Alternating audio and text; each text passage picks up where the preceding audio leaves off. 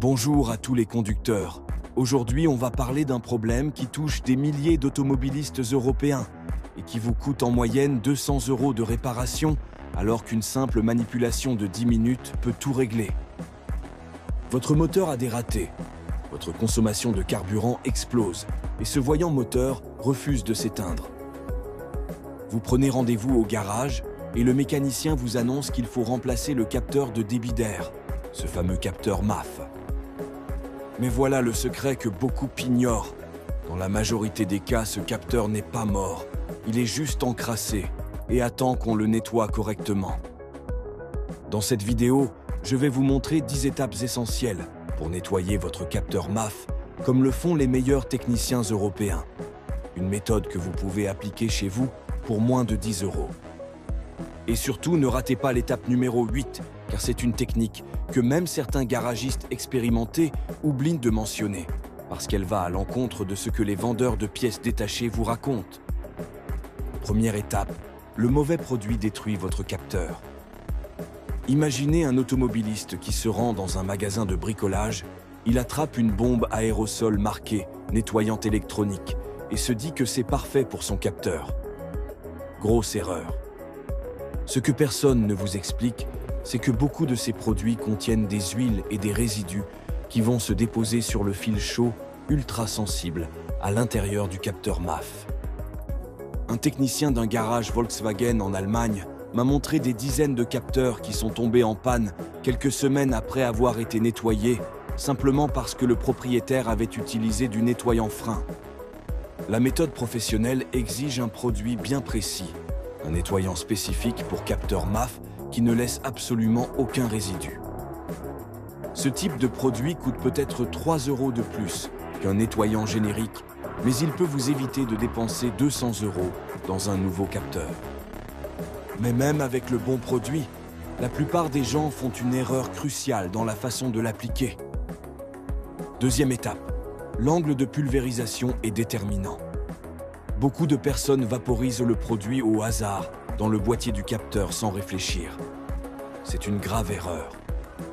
Le capteur MAF contient un fil si fin qu'il peut être aussi délicat qu'un cheveu humain. Vous devez absolument pulvériser le produit parallèlement à ce fil et jamais directement dessus.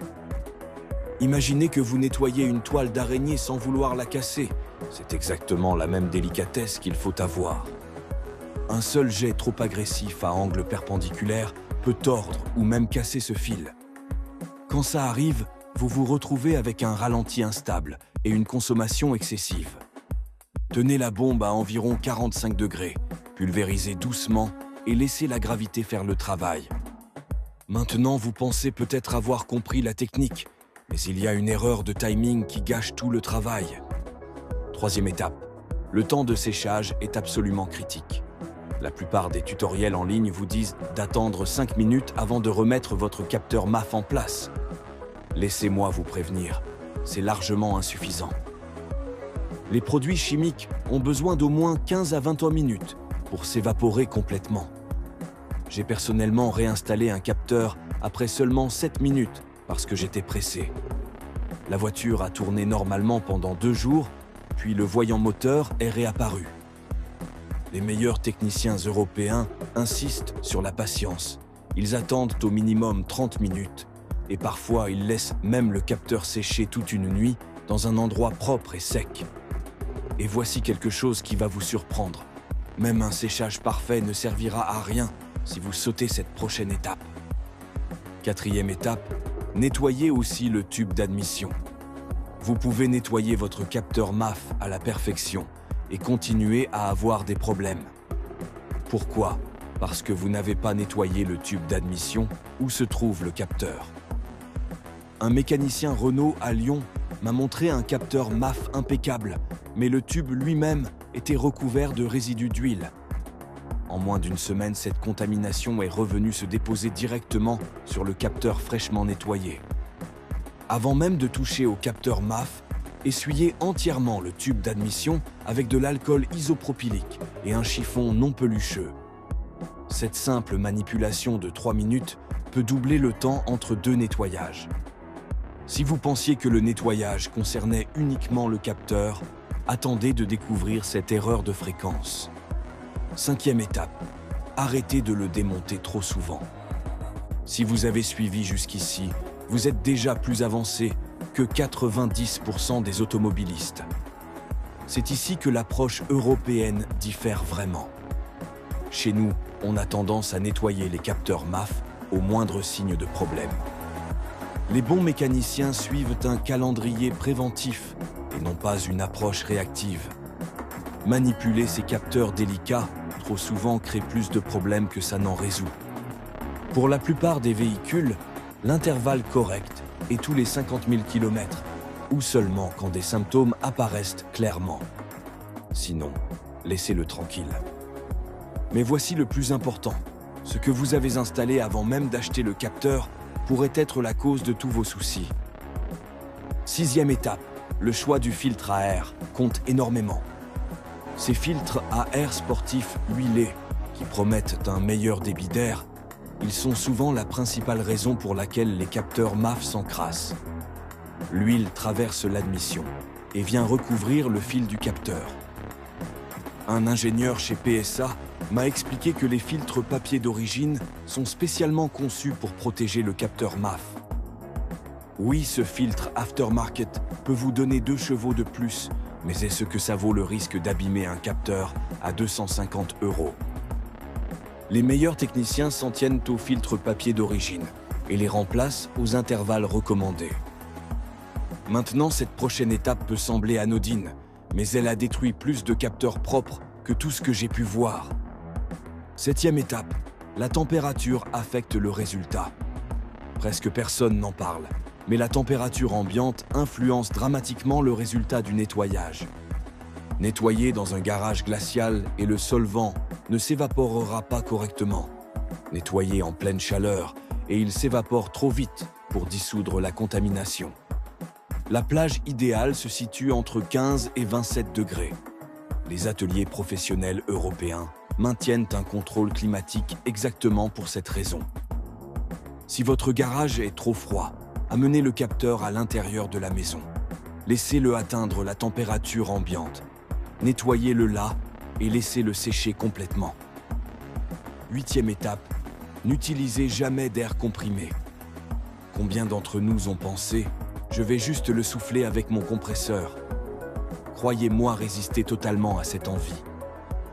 L'air comprimé peut générer de l'électricité statique qui endommage les composants électroniques du capteur. Pire encore, s'il y a de l'humidité dans votre circuit d'air, vous venez d'introduire de l'eau dans un composant électronique sensible.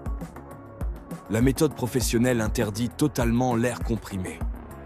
J'ai appris cette leçon à mes dépens et je me suis retrouvé avec un capteur mort. Le remplacement m'a coûté 300 €.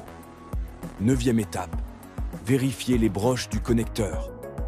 Si vous pensez que seul l'élément du capteur compte, attention à ça.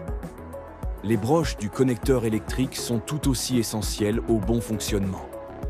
La corrosion, la saleté ou même des broches légèrement tordues peuvent causer exactement les mêmes symptômes qu'un capteur sale. Avant de rebrancher quoi que ce soit, vaporisez du nettoyant pour contacts électriques sur le connecteur et laissez sécher. Inspectez chaque broche attentivement pour détecter la corrosion ou les dommages. J'ai passé 2 heures à chercher la cause d'un ralenti irrégulier pour finalement découvrir qu'une broche était légèrement pliée et faisait un contact intermittent. Le capteur lui-même était parfaitement propre. 5 secondes avec une pince à bec effilée ont tout réglé. Le pire, c'est que la plupart des gens ne regardent même jamais ces broches. 10e étape, sachez quand ne pas nettoyer. C'est peut-être la leçon la plus importante de toutes. Parfois, le capteur MAF n'est pas du tout le problème. Une fuite d'air, une sonde lambda défaillante ou même un boîtier papillon encrassé peuvent créer des symptômes identiques. L'approche diagnostic professionnelle est méthodique. On vérifie les codes défauts, on analyse les données en temps réel et on confirme que le capteur MAF est vraiment en cause avant d'y toucher. J'ai vu des mécaniciens amateurs nettoyer 3 fois des capteurs parfaitement fonctionnels, en essayant de résoudre un problème qui venait en réalité d'une durite d'aspiration à 50 €. Si votre capteur semble relativement propre lors d'une inspection visuelle, arrêtez-vous et cherchez d'abord d'autres causes. Une vraie contamination est généralement visible sous forme de résidus sombres ou de film sur l'élément du fil. Voilà, vous connaissez maintenant les 10 étapes cruciales pour nettoyer correctement votre capteur MAF à la manière des professionnels européens. Un capteur bien entretenu peut durer toute la vie de votre véhicule et vous faire économiser des centaines d'euros en réparations inutiles. N'oubliez pas que la patience et la précision sont vos meilleurs alliés dans cette opération. N'hésitez pas à laisser un commentaire si vous avez des questions ou si cette vidéo vous a aidé et pensez à la partager avec d'autres conducteurs qui pourraient en avoir besoin.